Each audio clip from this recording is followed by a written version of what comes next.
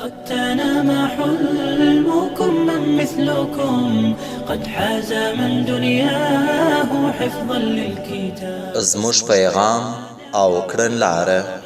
يا فخركم أنتم شعاع الشمس إن حل الغياب. موږ چې هر چاته د ګناه پرېښودلو خبره کوو، هدف مو د مسؤلیت ادا کول او خیرخواهي ده.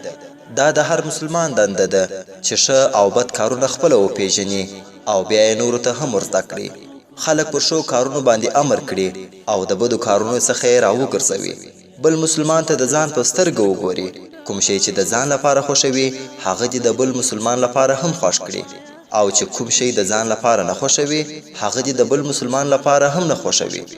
موږ که غلو ته د غلا پرېښودلو خبره کوو، رشوت خور ته د رشوت پرېښودلو خبره کوو، دوکه‌باز او چلباز ته د دوکې پرېښودلو خبره کوو، ناپوه ته د پوهې زده کولو خبره کوو، فاحش او بې ستره ته د ستر او حیا خبره کوو، ظالم ته د ظلم پرېښودلو خبره کوو، مبتذلو رسنیو ته د اصلاح او سمون خبره کوو، او داسې نورې بېلارې انسانانو ته د هدایت او سمېدلو خبرې کوو.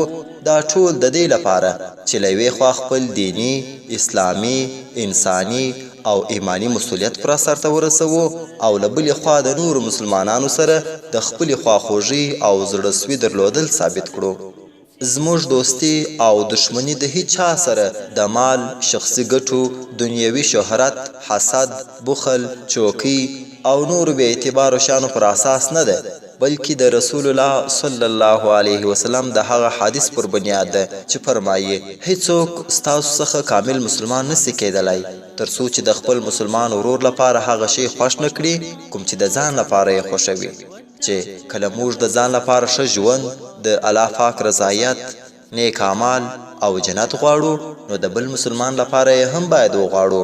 او چې د ځان لپاره خراب ژوند، د الله پاک قهر، ګناهونه او دوزخ نه غواړو، نو د بل مسلمان لپاره یې هم نه غواړو.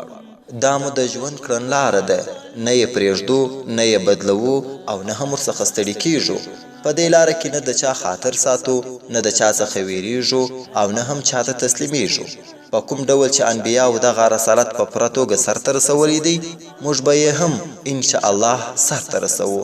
په باطل او ناروا کې د هیڅوک زموږ څخه د انډیوالۍ او ملتیا تمه نه کوي.